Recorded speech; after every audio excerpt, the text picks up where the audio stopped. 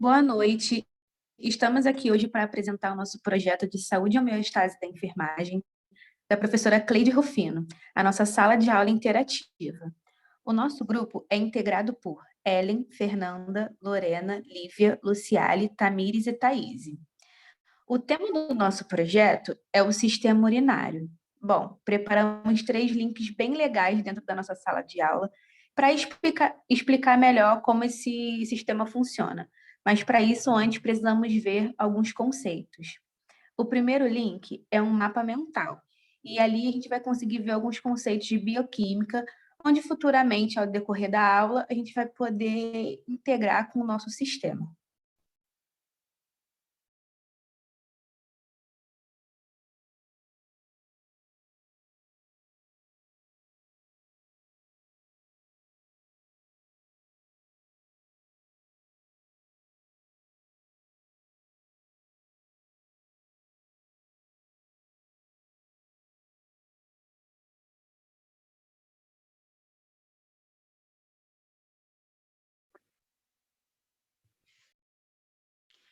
A bioquímica é a parte da biologia que estuda as reações químicas que ocorrem nos seres vivos, bem como os compostos envolvidos nesses processos. Mas antes, precisamos entender um pouco sobre água, pH e tampões, que são os que auxiliam esses processos químicos acontecerem. A água representa cerca de 60% do peso total de um corpo de um indivíduo adulto. Ela é o principal componente das nossas células, mas também é encontrada fora de nossas estruturas. A água é um poderoso solvente e está relacionada com praticamente todas as reações do nosso corpo, uma vez que essas reações acontecem em meio aquoso. Ela também atua nos processos fisiológicos. O pH, ele refere-se ao potencial hidrogeniônico e representa um índice que indica acidez, neutralidade ou alcalinidade de uma solução aquosa. Já os tampões são soluções aquosas que consistem geralmente em uma mistura de um ácido fraco e sua base conjugada ou de uma base fraca e seu ácido conjugado. São responsáveis por manter o pH constante em uma grande variedade de reações químicas. As biomoléculas são compostos sintetizados pelos seres vivos e que estão envolvidas em seu metabolismo. São, em geral, moléculas orgânicas compostas principalmente de carbono, além do hidrogênio, oxigênio e nitrogênio. Elas são os ácidos nucleicos, que apresentam funções essenciais para as células, participam da síntese de proteína, atuam em processos celulares e regulam o metabolismo. Os carboidratos são a principal fonte de energia de uma célula.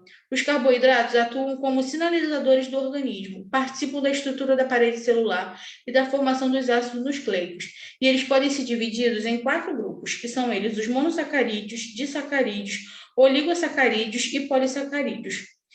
Já os lipídios são moléculas orgânicas geradas a partir da associação entre ácidos graxos e um álcool. Entre as suas funções, destaca-se o fornecimento de energia para o corpo e a síntese de hormônio e sais biliares. Eles desempenham diversas funções biológicas que são importantes para os seres vivos. Algumas delas são reserva energética, isolamento térmico e físico, estrutural, absorção de vitaminas. Já as proteínas são macromoléculas formadas por um ou mais polipeptídeo, os quais estão arranjados de maneira única. Todas elas são formadas por carbono, hidrogênio, oxigênio, nitrogênio e enxofre.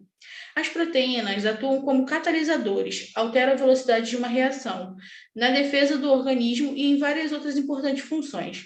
As proteínas estão relacionadas com praticamente todas as funções do organismo vivo.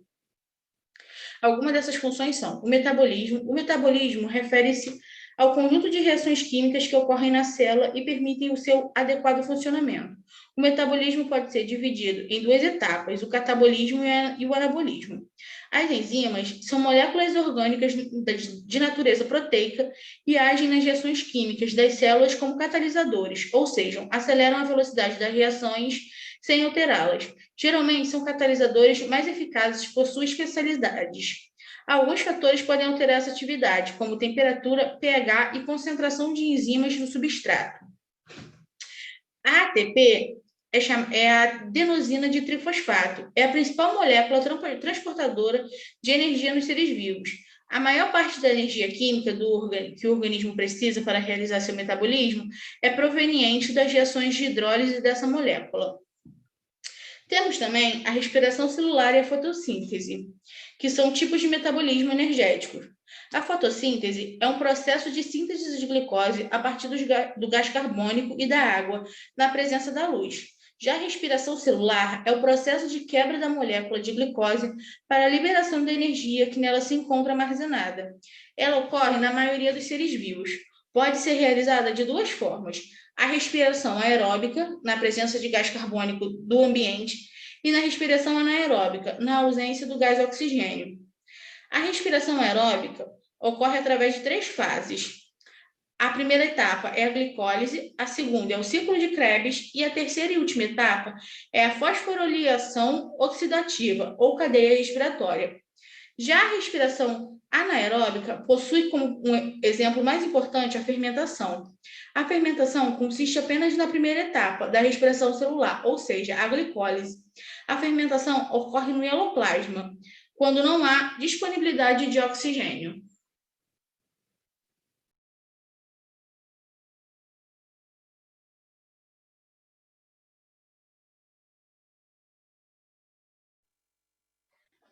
Bom, o segundo link que nós preparamos vai falar um pouquinho sobre os conceitos da biofísica. É um caça-palavras.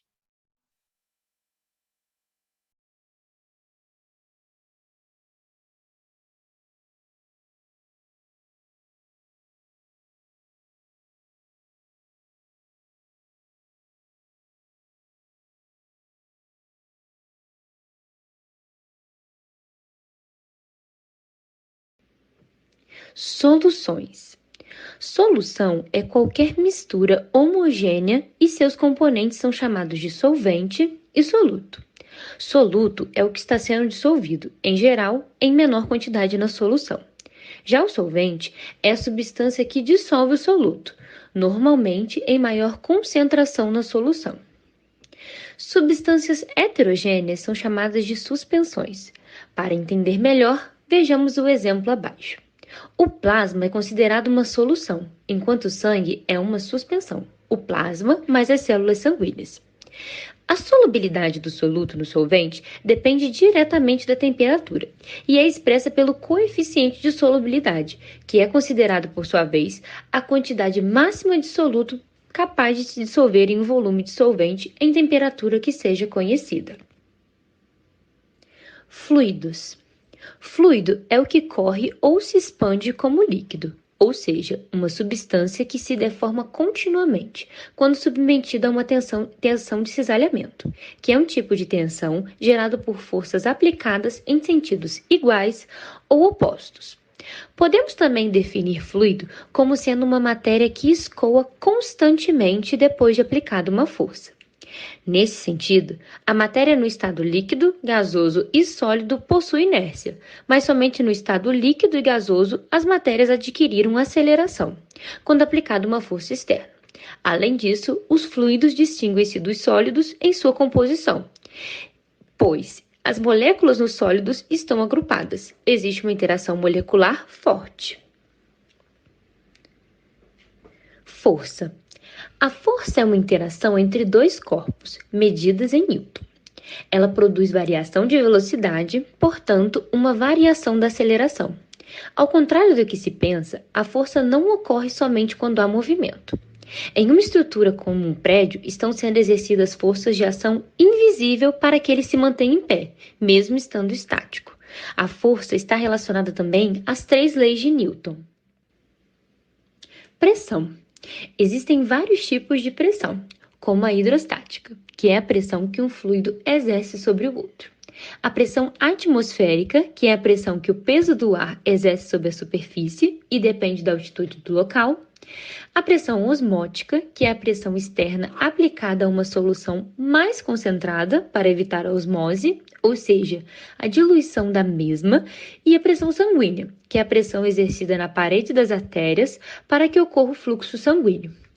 No ambiente, situações extremas de baixa pressão de oxigênio afetam o corpo humano, podendo causar distorções na visão, redução da visão no escuro, confusão mental, falta de coordenação motora, respiração ofegante, náusea, dor de cabeça e até edemas pulmonares e cerebrais.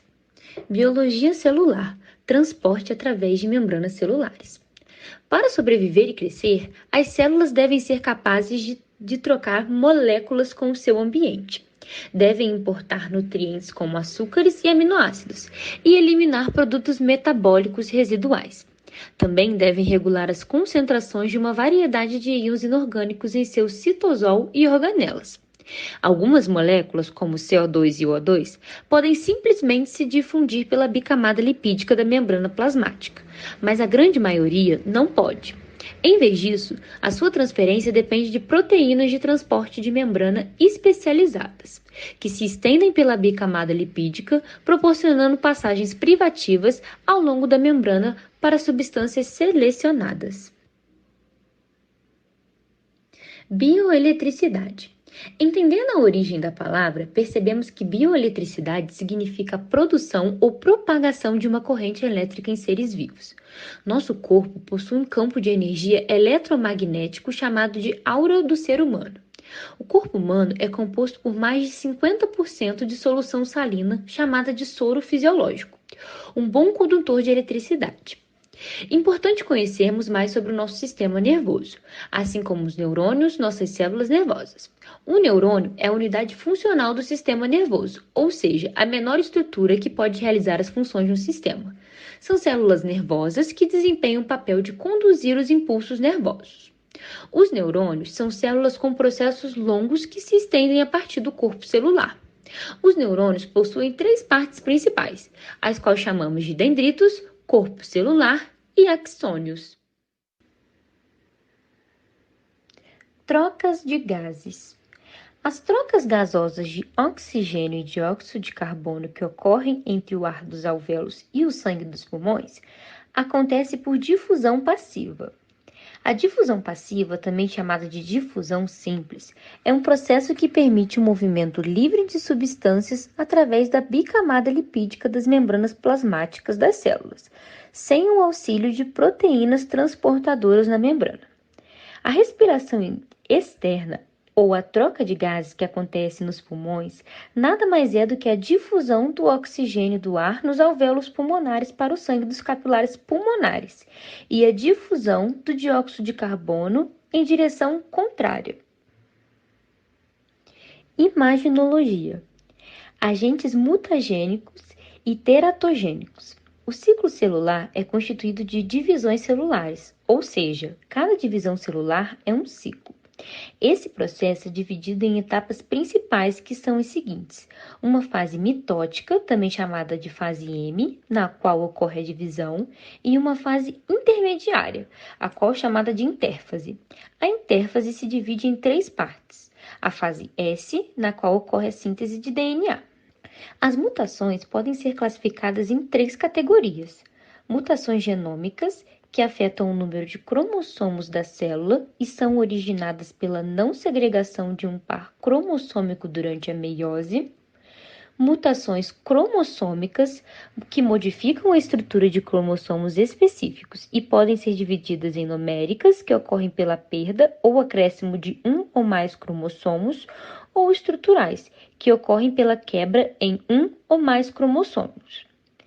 As mutações gênicas, que são aquelas que alteram genes de forma individual e podem ocorrer de 2 mecanismos básicos, que surgem de uma falha no reparo do DNA lesionado ou erros ocorridos durante o processo normal de duplicação do material genético. Esse tipo de mutação pode ocorrer de forma espontânea ou induzida por agentes físicos ou químicos denominados mutagênicos.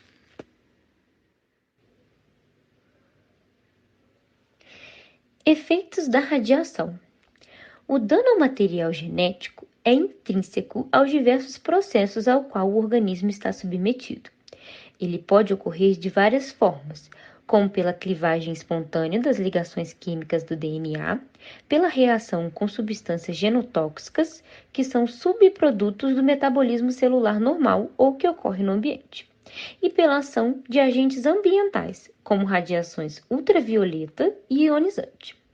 As radiações ionizantes são radiações de alta energia e pequeno comprimento de onda, que podem danificar o DNA de forma direta ou indireta, sendo capazes de tornar as moléculas altamente instáveis e suscetíveis a reações químicas.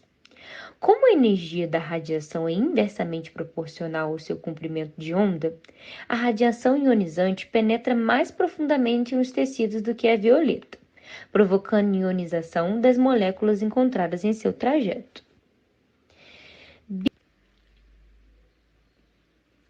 Biofísica, radiação. Radiação é a proliferação de energia sob diversas formas, originada nos ajustes que ocorrem no núcleo atômico ou nas camadas eletrônicas do átomo, ou ainda por meio da relação de outras radiações ou partículas com o núcleo ou átomo. Existem dois tipos principais de radiação, que são as ionizantes e as não ionizantes, que dependem da quantidade de energia, ela pode ser descrita como ionizante ou não ionizante. Radiações não ionizantes possuem relativamente baixa energia. De fato, radiações não ionizantes estão sempre à nossa volta. Ondas eletromagnéticas, como a luz, calor e ondas de rádio, são formas comuns de radiação não ionizante. Sem radiações não ionizantes, nós não poderíamos apreciar um programa de TV em nossos lares ou cozinhar em nosso forno micro-ondas.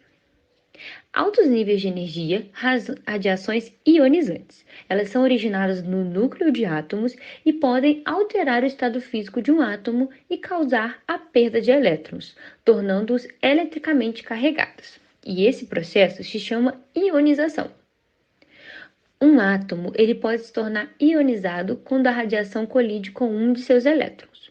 Se essa colisão ocorrer com muita violência, o elétron pode ser arrancado do átomo. E após a perda do elétron, o átomo deixa de ser neutro, pois com um elétron a menos, o número de prótons é maior. Sendo assim, o átomo se torna um íon positivo. A radiação ionizante, por sua vez, ela causa malefícios à saúde quando esse tipo de radiação interage com o tecido orgânico, porque ele causa diversos efeitos que vão desde mutações celulares até o surgimento de algum câncer. A radiação, ela pode produzir diferentes tipos de efeito no organismo vivo, e esses efeitos dependem diretamente de fatores como tempo de exposição, quantidade da radiação absorvida e intensidade da fonte emissora. Os efeitos da radiação no corpo humano, eles podem ser classificados entre agudos e crônicos. Nós agradecemos a atenção e encerramos por aqui o nosso trabalho.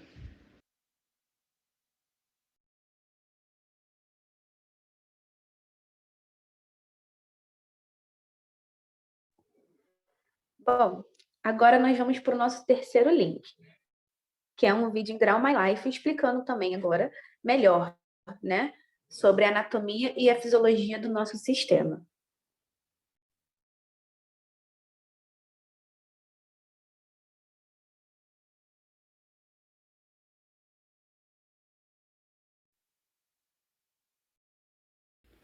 Olá! Nesse vídeo vou falar do sistema urinário.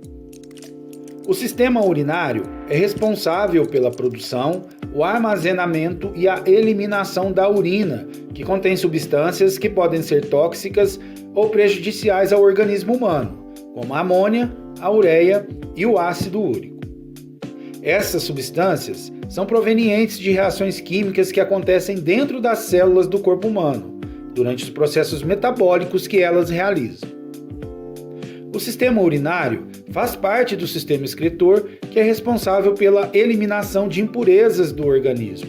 E as principais funções desse sistema são: controle do volume e composição do sangue, auxílio na manutenção da pressão e do pH do sangue, transporte da urina dos rins até a bexiga e armazenamento e eliminação da urina. Para que todas essas funções sejam desempenhadas, há um sistema de órgãos interligados, sendo que cada um tem um papel específico. Os principais órgãos desse sistema são os rins, os ureteres, a bexiga e a uretra. Os rins são órgãos que possuem a forma de um grande feijão e se localizam próximo ao centro do abdômen. Cada ser humano nasce normalmente com um par de rins, e eles são formados por uma cápsula de tecido conjuntivo denso com regiões cortical e medular. Dentro do sistema urinário, os rins executam a função principal, que é a de filtrar do sangue as substâncias potencialmente tóxicas para o organismo. Assim, os rins regulam os níveis iônicos no sangue, controlam o pH, o volume e a pressão do sangue, produzem hormônios e excretam substâncias. Após a formação da urina, ela é conduzida do rim até a bexiga por meio dos ureteres. Eles são canais finos, com tubos que realizam movimentos peristálticos que auxiliam no transporte da urina. A bexiga é um músculo em forma de bolsa elástica responsável pelo armazenamento da urina transportada pelos ureteres. É a partir dela que a urina poderá ser eliminada. A bexiga possui uma capacidade de armazenamento de cerca de 800 ml de urina. Ainda assim, quando as mulheres estão grávidas, em período menstrual ou quando alguém possui um inchaço no abdômen, a bexiga sofre pressão dos órgãos de cima e não consegue armazenar por muito tempo, aumentando a frequência da micção. A uretra é um canal fininho e tubular, cuja função é expelir a urina para fora do corpo humano durante a micção. Ela conecta a bexiga com o meio externo. Nas mulheres, ela é exclusiva do sistema urinário. Já nos homens, ela participa tanto do sistema urinário quanto do sistema reprodutor. Como qualquer outra parte do corpo, quando o sistema urinário sofre uma alteração prejudicial, seja por deficiência na sua função ou pela ação de organismos patogênicos, surgem algumas doenças típicas, como a nefrite, a hipertensão, infecção bacteriana, cálculo renal e cistite. E por hoje é só. Se gostou, se inscreva e compartilhe.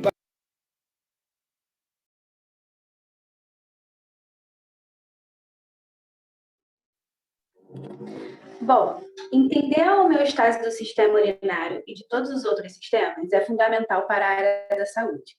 É imprescindível para nós, futuros enfermeiros, compreender as reações que acontecem no corpo de um indivíduo, tanto as reações normais como as alteradas, visto que elas farão parte das mais variadas situações que nós enfrentaremos em nosso âmbito profissional. O enfermeiro assume um papel cada vez mais decisivo e proativo no que se refere à identificação das necessidades do cuidado da população. O cuidado de enfermagem é um componente fundamental no sistema de saúde, onde podemos diagnosticar, planejar e executar o cuidado ao paciente. Sendo assim, aprender e entender o que ocorre em nosso corpo permite à enfermagem possibilidade de operar de várias formas, promovendo assim um cuidado muito mais criterioso e exato aos seus pacientes. E, claro, sempre um cuidado humanizado.